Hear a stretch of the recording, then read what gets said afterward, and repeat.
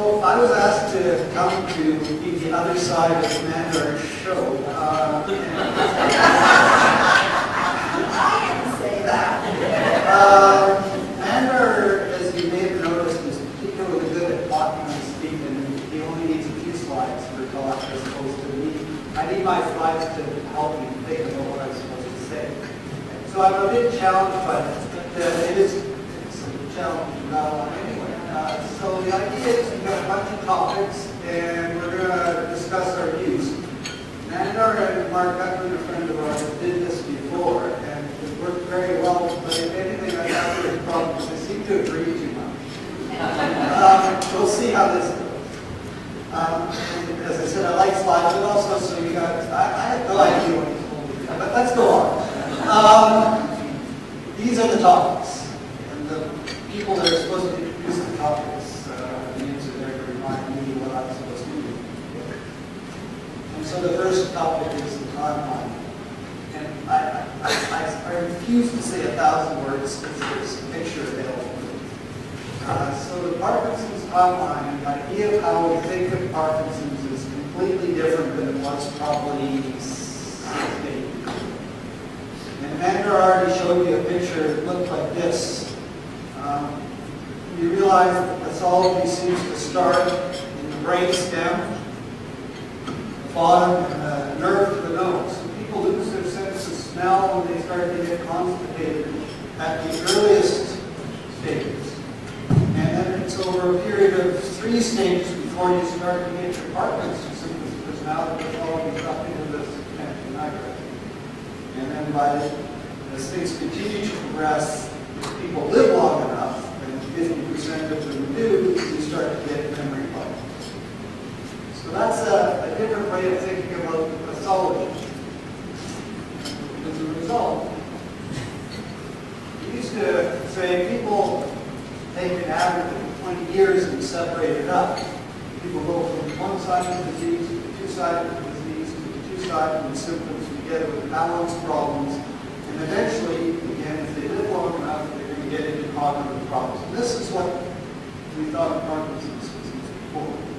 But now, we realize pathology is starting that.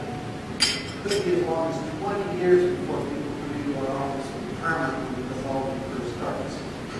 And so when you start to think about possible causes of Parkinson's disease, when you think of the age of exposure as being quite a bit different than what we used to be. So that's my brief introduction to the Parkinson's disease timeline that Mandar took over and say anything else. Is it working now? Well, because this is a debate, I'm going to argue against that to a certain extent. And the reason I'll argue against that is to say that, actually taking Doug's statement that we have a 100% chance of mortality, I think I'll paraphrase what he said in a way. And given that that is true right from birth, up until about the age of 20, 25, we are in an anabolic state, which means that things are growing, neurons are making new contacts, neurons are dividing, etc. But after that age, life processes such that things degenerate. Now, why is it surprising that you find in these kinds of degenerative diseases that multi-system degeneration is occurring?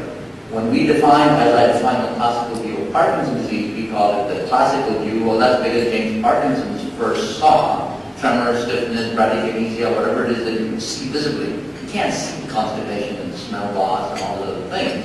And hence, it's quite possible that in many, many other diseases, if you were to pull that timeline back, there are assortment of symptoms that would occur years in advance that potentially have really nothing to do with that disease itself, but are co-occurrences with depression, sleep, bladder, constipation, hyposmia, obesity. All of these things can occur in many, many other conditions. So are you going to now take patients that are depressed, that are overweight, and look for Parkinson's disease in them? Are you going to take people that have lost smell because they worked somewhere that had an injury to their nose and have some bladder issues and look for ALS in them? How does one go back? So the reason that Parkinson's disease and the classical symptoms are important is because there's a very nice link between degenerative changes in that region of the brain, symptoms that occur, dopamine treatments and other treatments that Dr. Hobson talked about relieve those symptoms. The linkage is very nice to the dopamine neurons in the brain. And hence that one-to-one association is a very good complete circle.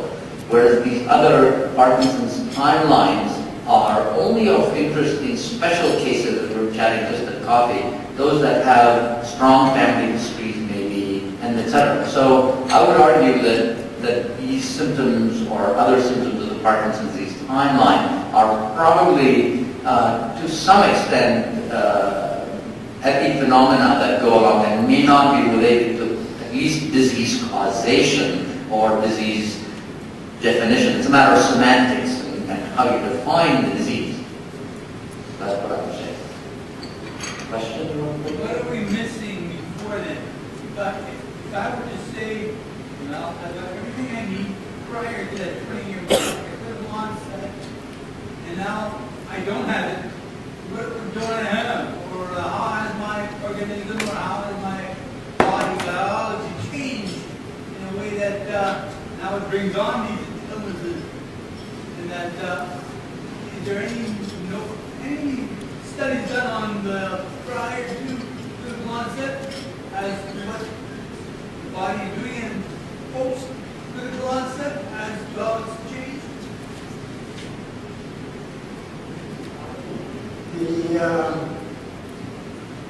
Probably going to answer your question a little bit indirectly, but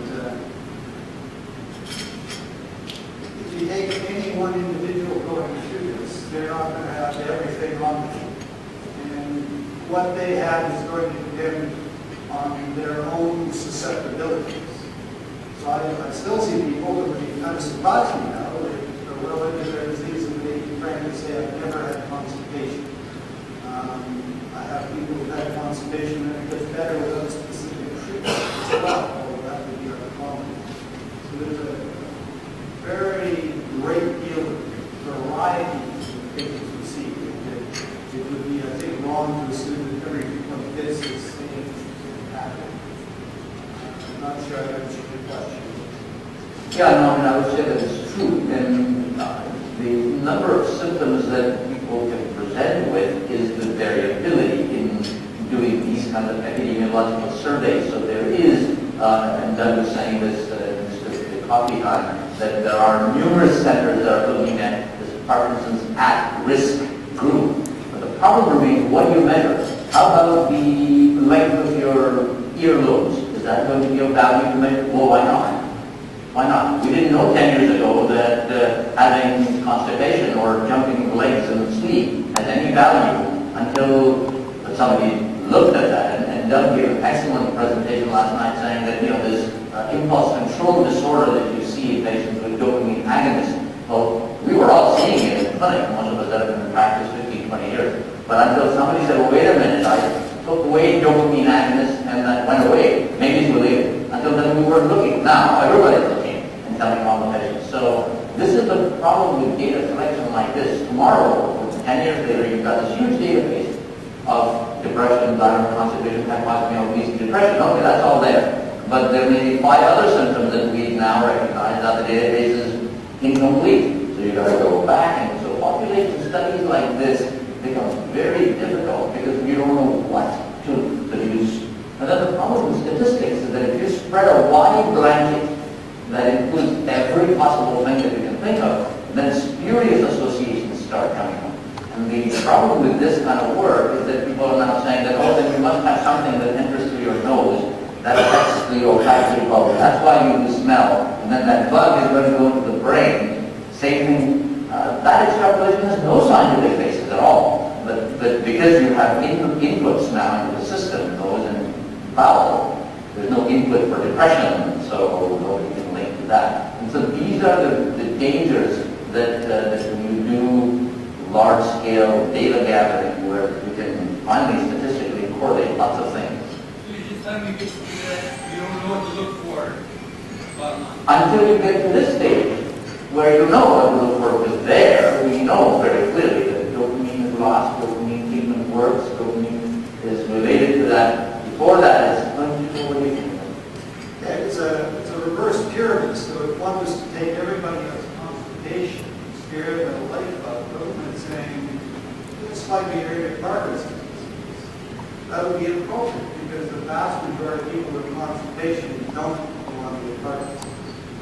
Over time, some of them do, and some of them will go on to add some of the other things like restless legs and some mood changes. By the time it gets here, of course, it's obvious. You're just at the tip of what we started with. So it's a big challenge to know actually what to do with this hypothesis. Not every iceberg is the one that Titanic hit.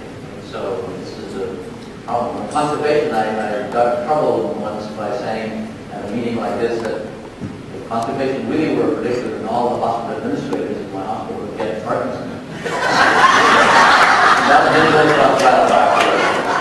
I mean, everybody laughed, but then I had, somehow I did get promoted for a while.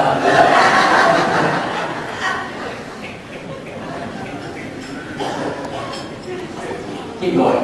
Yeah, we'll take questions afterwards.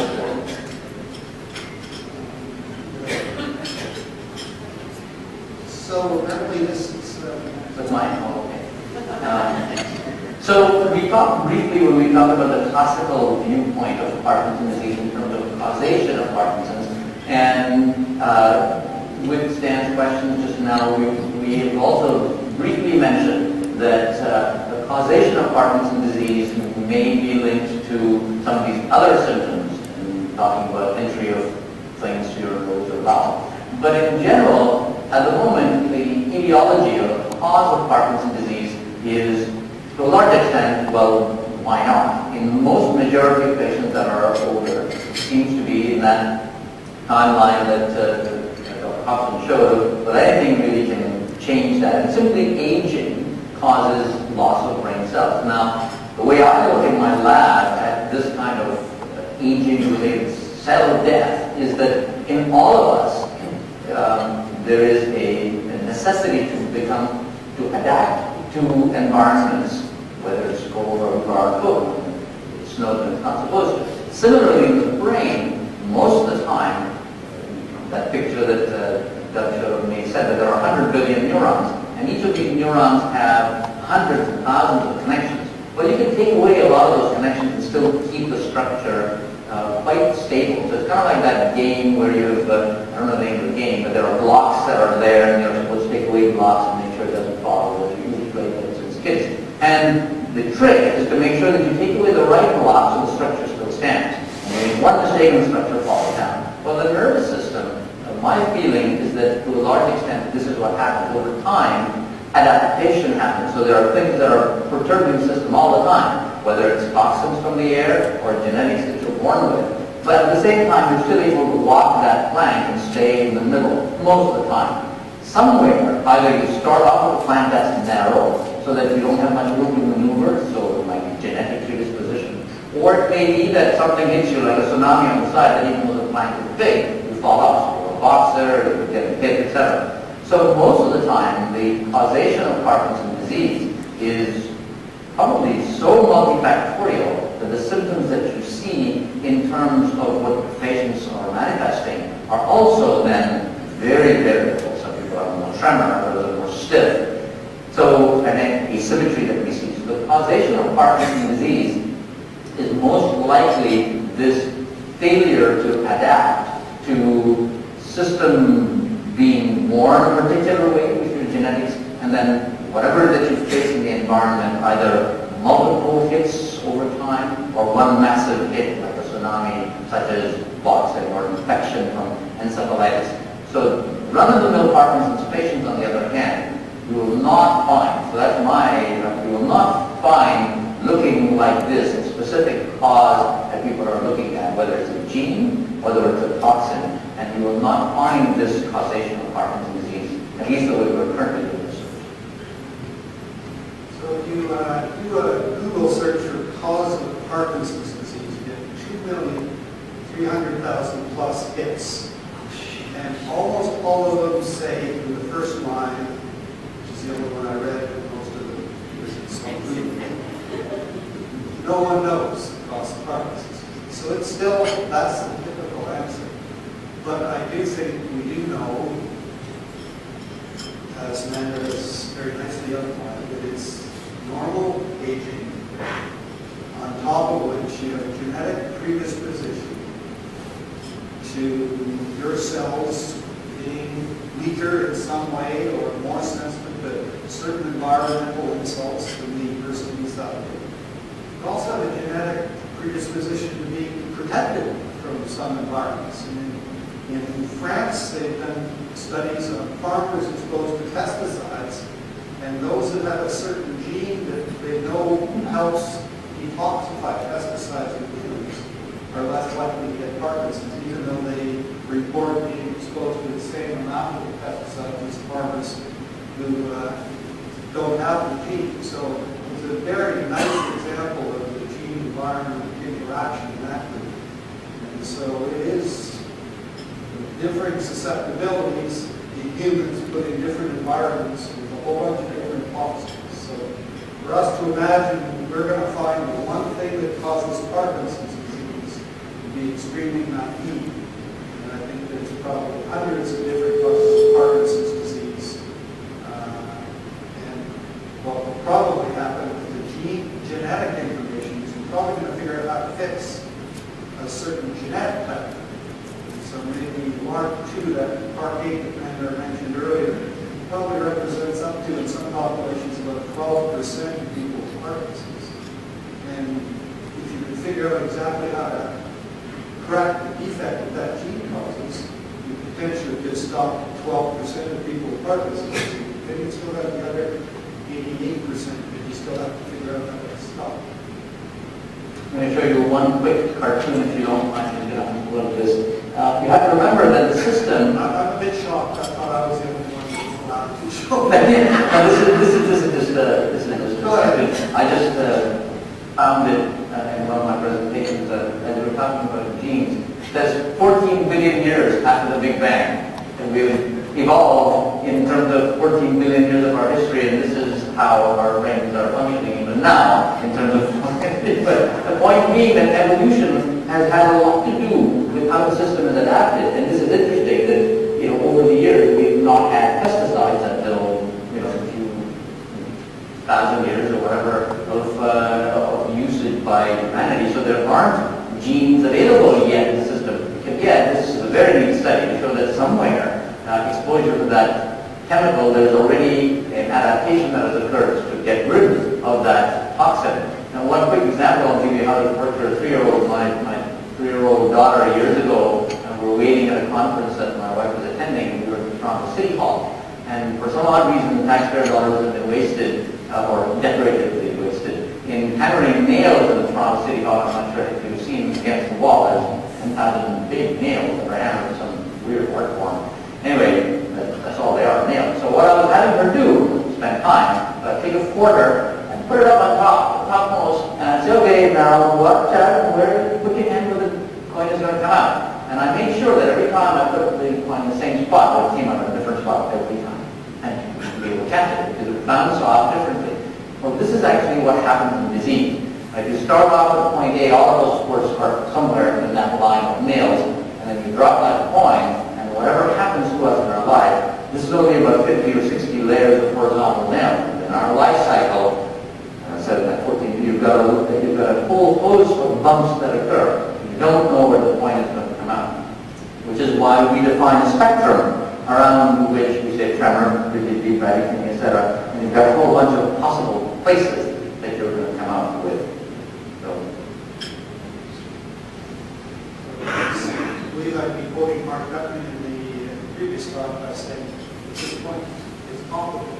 Is that what he said? Yeah. Good. Prepared to talk by listening to the talk. I should have done that. I didn't listen to what he said. I didn't want you to see the TV. Oh. Are there any questions please on that? It is. So we talked about this being a genetic and environmental thing, and questions that typically come out of that are, is there genetic testing? And if there is, does it make any sense for it to be done? And I think this is With me? Oh, okay. So, yes, it is possible, as I mentioned in my talk, to have testing done for several genes in Parkinson's disease currently. So you can test for the most rarest of the forms, which was the first form of genetic Parkinson's disease, the so-called Park1, or... I moved it for... Oh, okay. We clearly have a connection. Even though it's interference, but... so you can test for Park1 in certain laboratories, and they will do synuclein, is the protein, and they will test for that. But that probably is one of the rarest form of Parkinson's, genetic Parkinson's disease there is. You can test for Park2, which is the young onset, the 9-year-old example that I gave you. And you can certainly test for that, and there are labs doing it. And you can test for that autosomal dominant, the LRRK2 gene, which as I said is more common in Northern Africans, etc. But it can also be quite covered, about 5 to 7%. But I would say that in the general run-of-the-mill cases with Parkinson's disease, we don't do any genetic testing now. I must have a very small number of patients that have true familial Parkinson's, where there's a parent and a sibling and other members of the family. I probably have less than a handful. And some of them have been sent for testing to the Parkinson study group banks, where they've banked the blood. Currently, however, the bottom line, nobody's doing genetic testing for Parkinson's disease as a routine screen. We're not doing that. So I don't. So I get to have my rebuttal. Remember, this is the next slide. Oh, it's not fair. That's what they do when they make a clinic. See, duck behind the head. So, The multidisciplinary team. what's the point of that? Do you recognize that guy? We're above the age, maybe above the other. So, Ozzy Osbourne has written a book, and I have a niece from Dauphin, Manitoba, who's going to university and living with us. And she's got this book, an autobiography of Ozzy Osbourne. And there's one particularly cool chapter where he's interacting with a Dr. Roper, who apparently looks after Michael J. Fox. And there's actually 3 pages. And the first little paragraph is, "So, Ozzy, have you ever taken any drugs?" And the first one is like marijuana. And Ozzy says, and with a variety of swear words, he's getting basically the end of the paragraph is yes. And it keeps going, page, yes, yes, okay, yes, and page after page after page. And then it finally ends with Dr. Roper saying, "Ozzy, are there any drugs that you can think of that you have not?" And the answer is no. So we all, as we watching Ozzy move around, even non-neurologists, just assumed he was slow and looking like that because of all the drug use. But it turns out that Dr. Roper did DNA testing on him. He has Part 2. So he has this autosomal recessive condition. He inherited a gene from his mother as well as his father, and together they caused him to get Parkinson's disease. And if you've seen him lately, he looks very much more normal, with a normal stride, he has a better voice. It's really quite striking the transformation because he's now on drugs for Parkinson's disease.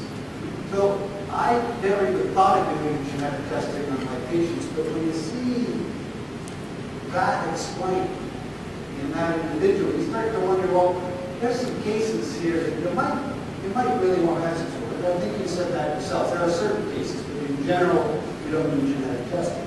But I have a 23-year-old Oriental woman who has Parkinson's disease. And if I knew she had Part 2, relative to the other types of Parkinson's, it's relatively benign. It progresses fairly slowly, it responds quite well for a long time. It might help me have a discussion as to what her future holds. She would like to have children.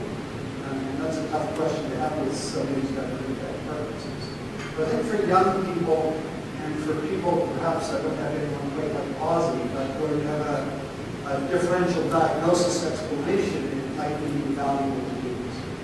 It was interesting, in the World Parkinson meeting that you were at in Glasgow, there was a mixed meeting where you have patients and clinicians And one of the plenary talks, I think Doug was there at, where they had a panel of scientists talking about complicated genetics and models and rats and mice and fish and all that. And at the end of that, they had a presentation. Were you there at that one? No?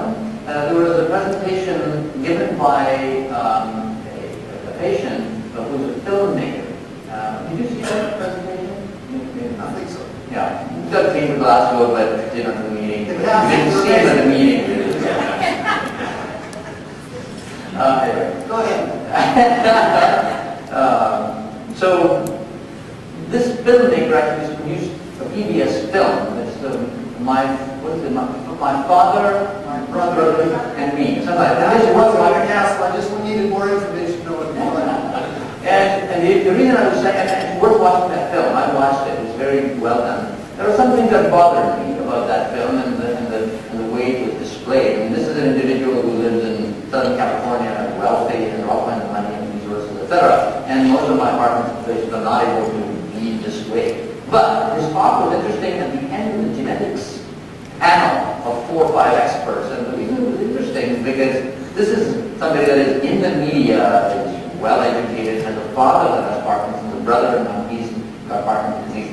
Yet, to cut a long story short, they decided that until it was, and he very much was for having genetic testing done on him, but his children were also equally well educated and well-to-do, etc., decided that they did not want genetic testing done at this point in time because they wanted to live their lives the way their lives were unfolding.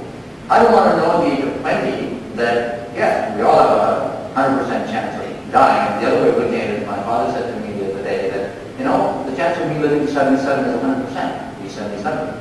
That's completely true. 78, I don't know. But 77 is 100% of we achieve that. So what is the utility of testing in somebody? And Doug made a good point. If there's a prognostic value saying that these people are going to do better or worse, we can change treatments in some way, it is important. It was interesting to see the gentleman's viewpoint at the end saying that we decided not to get tested. We want to live our life. This is pre-symptomatic testing.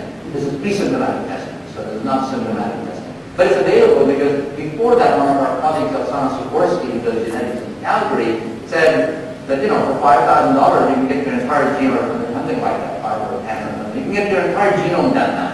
And right, somebody send your blood, and you can pay $10,000 or $5,000, and you get your full genome, 30,000 whatever genes, and you get a printout for that money. That's all your genes. You get a printout that tells you all of the diseases you're more likely to get and the ones you're less likely to get. Which I think the ones that you find out you're more likely to get, the impact of that would be rather stressful and depressing, would far outweigh any benefit of knowing you're not going to get a few things. I think you would sleep less well at night, so I don't understand. Yeah, so, and that's very important because it's available now. Right? So it's not just testing for PD if you're symptomatic, but this is available. And that was a wonderful panel in that sense where all the high-powered science, and at the end the patient saying, well, I'm not interested in getting tested, thank you, and I can't. That was a neat thing to get. Questions? I was just wondering, do you know that gentleman who owns Google has possibly Parkinson's disposition? Yeah, so Sergey Brin, who was, I think, the guy who founded Google, actually his wife owns the DNA company, 23andMe, where you send a cheap swap in cash and it's reported. And so he supported his wife, and without necessarily making a connection that his mother had Parkinson's disease, Sergey Brin had his DNA tested and found out he's carrying part 2 gene, part 8, which we talked about being anywhere from 7 to 12% out there. So Sergey Brin is a very, very wealthy man, and he says, as far as I know, now working with Michael J. Fox to support some of the research funds. A good thing. And this is a guy who's really quite young, and he knows in advance that by age 70, he's got anywhere from 30 to 70% chance of having Parkinson's disease. So he's got lots of time to try to fix it before he gets it through research. Good for all of us. One more question. So the penetration of this, like we talking about the penetration instrument, about the genetic penetration. Is that, how can I put it? Is that good or better, or is there something related to our activity? So, as I mentioned, the penetration is if you have a gene, what's the likelihood it penetrates through your system and causes the symptoms? And people who, even if we know they inherited the dominant gene for LRRK2, by age 70, only 30 to 70% are would get it. So even if you have the gene, you never get the disease. So if you want the genetic test in when you're 20 to say that you've got a gene that makes you likely to get Parkinson's, and when you hit 95, you never got it. And you realize, well, geez, I kind of was stressed my entire life worrying about this, and I never got it. So it's a very difficult decision. There's a question there? Comment about stem cell research. Yes. After that? Would it be a benefit for really young people who are considering getting children to know whether I think I can't hear all that. Hang on, let's stay on. You going? I'm going, I don't know why, I got part of that. would it be a benefit for two young children, people who are considering having children of both types? In other words, that they have kids who would highly likely, just to be aware. So the question is, what about having children? And so the standard one that you can compare to would be Huntington's disease, where you know if you had it, and your mother or father, you're 50% likely going to get it as well. So your parents can do prenatal testing. So in the early stages of pregnancy, you have testing on the baby to find out if indeed they have a genetic defect that's going to cause them to have Huntington's disease. Now, Huntington's disease is far more penetrant than these other conditions we've been talking about, but there are geneticists that counsel parents about that, do testing, and they can decide whether. I never counsel people to not have or have children based even in Huntington disease, because even with Huntington, chance of getting the disease potentially is not till you're 40 or 50. You might get it in juvenile form. It's unlikely more than most time, but 40 and 50 used to be the lifespan of people just about 50 years ago, where people lived to 40 and 50 and then died. And are we saying that you are not productive in those first half of your life? I would find it extremely difficult. It's a very personal decision for people to. The Parkinson's disease, we're nowhere close to that at all. Yeah. There's one other point, right? With penetrance, in addition to penetrance, there's also something called expressivity, which means what features of the disease are expressed. So you have the disease, but then are you tremor dominant or etc.? So there's also that possibility that you might get the disease, but the expression is very different. So, second column. I was just going to say, I don't understand the purpose in getting genetic testing of Parkinson's when there's nothing you can do about it anyway. But when a woman has a history of breast cancer in her family, or the mother, daughter, or sister, she can make a logical choice to have her breast removed before the cancer comes. But Doug did say, though, that there are some places where if you have early Parkinson-positive Parkinson's disease, there are some prognostic value aspects to it. You're right, in terms of the treatment and protection, there's no difference. Except the example I showed you, Ozzy, probably would never be put on levodopa, because it proved that in his case there was some other reason other than his drug use that caused the Parkinson's. It may have tried to do it. They already tried it anyway, yeah. Okay. He probably tried it himself. All right. Oh, is there another question? Go ahead.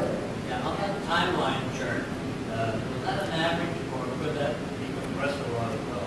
That was indeed an average. So there are people who do better than that and people who do worse than that, and that they may progress through those timelines much more quickly. One of the problems with pathology in Parkinson's disease or any of these slowly progressive degenerative diseases is that if you start at 60, you don't just have that at the age of 85. And by the time we get in pathology potentially, when the patient passed away, they could have have had stroke, they could have had other things that have happened to the brain, injuries, some neurohematoma, etc. And it's hard to know how you see one classical pathology, but there's lots of other things that also happen in that period of time. One further question, can eyesight be affected by Parkinson's? We can tackle that maybe you mentioned anything else? Sure. Ask us again later. Yeah. Great question. So, I think that we get both minutes. Okay. Gives us a chance to, there's two, so I get the exercise. Oh, So I kind of had an opportunity to talk about this earlier, and it's really hard to take information from experimental models of rats with artificially induced Parkinson's who are exercising and translate that to humans. Which made, although my name's on the slide, I may tag it off to somebody else rather rapidly because I know Mander has been very involved in doing exercise studies in humans and people that we work with as well. The only study that I've become aware of is in one study in humans, half of them were told to just go on the internet, read about exercise and Parkinson's, and try to do what they tell you. Whereas the other half of the group was brought in 3 days a week for an hour and put on a treadmill with a harness so there's no risk of inequality. And for 3 hours a week, they were on the treadmill. And at the end of 1 year, there's a 30% difference in the people who were exercising in the UPDRS score, this quantitative scale of how bad their stiffness, tremor, and mobility was compared to the ones that weren't on the treadmill. So it seems to me it's quite likely that this makes sense. It should work in humans as well as rodents. I think it's probably something that's not emphasized enough. yeah, no, I nothing to disagree with that at all. The problem is, if we were to ask a group of 150 non-Parkinsonians sitting in a room how much they exercise and how consistently they exercise, because the American Heart Association and other such agencies now say that you need a minimum of an hour a day, minimum of sweating exercise an hour a day, not an hour walk, but one that increases your cardiovascular rate, etc. How many people do an hour a day of that kind of exercise without having any disease in general in the population? Is very uncommon. So the problem with any of these therapies that I agree with, I mean, needed is consistency. Whether it's speech therapy and keeping your voice loud, to getting on the treadmill, doing exercise, we find that unless you are building it into routine day-to-day activities, doing consistent exercises is very tough for people to do. And as you progress in Parkinson's disease, as you get tired and pain and fluctuation and wearing off, it becomes very difficult to plan. But bang on, those people that seem to do well over the long run are fit to begin with, in the sense that they're doing a lot of fitness, are active, etc. And you got to invest that, and that timeline is actually a very good way of looking at it. You got to invest then. And so if you're planning for retirement, you're going to buy your RSP. Well, I mean, told nowadays you shouldn't buy RSP, but whatever it is that you're investing in, when you're 25 and 30, not when you're 65 and 70 and about. There's no difference in that and that. There are some interesting things, though. But it is never too late. It's never too late. It's never too late. Absolutely. What Sandy's saying that we should probably do questions now, so that people have enough time for Q&A. So we can try to get close together to see if the blessing happens. Sure. Well, answer that. What was the item? Oh, okay. That actually is a very interesting question, because as some of you may or may not know, one of the other rich sources of dopamine in the brain, believe it or not, is the amacrine cells in the retina. So the retina actually has a lot of dopamine. And that doesn't mean that those neurons are vulnerable like Parkinson's disease neurons of antenna nigra. But visual dysfunction and visual spatial, which is face and vision, is a very important problem in patients with Parkinson's disease. And some of us are beginning to feel that navigation and problems with navigation, which we're finding quite a bit of, may be related to how the retinal topic or retinal brain action is occurring, and dopamine may have something to do with that. So even though you don't lose eyesight like you lose in macular degeneration in aging, there clearly is some pathology in terms of the paper in the Canadian Journal of Neurological Sciences, just last issue, looking at this retinal problem in patients with Parkinson's disease. We don't yet know whether it's just the retina, whether the dopamine, whether there's also a processing problem in the visual cortex. So patients with Parkinson's disease will not have visual loss, they don't go blind like in macular degeneration. So you are not going to have that issue. But using vision is a problem in patients with Parkinson's disease. What about ears? What about ears? That go along with Parkinson's. Well, Ears go along with deafness? no, I'm not going to go for No. Dizziness and imbalance are quite common, but it's generally not felt to be related to the ear system. So we'll start with questions. I just randomly, Yeah. I didn't actually look at them. Oh, okay, that's great. Sure. So we can exchange them depending on what they Sure. are. Due to having an accident, would this trigger Parkinson's disease? So most of the time, if your brain is injured, you get a problem immediately at that time, which most of the time should improve afterwards. Now, if you happen to have a certain number of substantia nigra cells and you're young and you have an accident which causes a forceful twisting brain injury, you could kill off some of those substantia nigra cells, and that would make you a little more likely to get Parkinson's. But probably one accident by itself at one point in your life wouldn't do it. The boxers have repeated head injuries for years. They get a pathology probably that's not exactly the same as Parkinson's disease. So I think the answer, one accident, probably not. So I've got a couple of questions in this sheet here. I've heard that brain dopamine is involved in music enjoyment. Do Parkinson's patients lose appreciation for music? So dopamine is involved in many things that we don't understand. But one of the things dopamine is involved in is feeling better. So feeling rewarded or that kind of thing. So people have done a lot of animal work where we've shown that if the animal gets reward apple juice or whatever it is, then dopamine neurons fire more. So it's quite possible that enjoyment of music is one thing that releases more dopamine and causes stability of dopamine neurons in terms of how good you feel.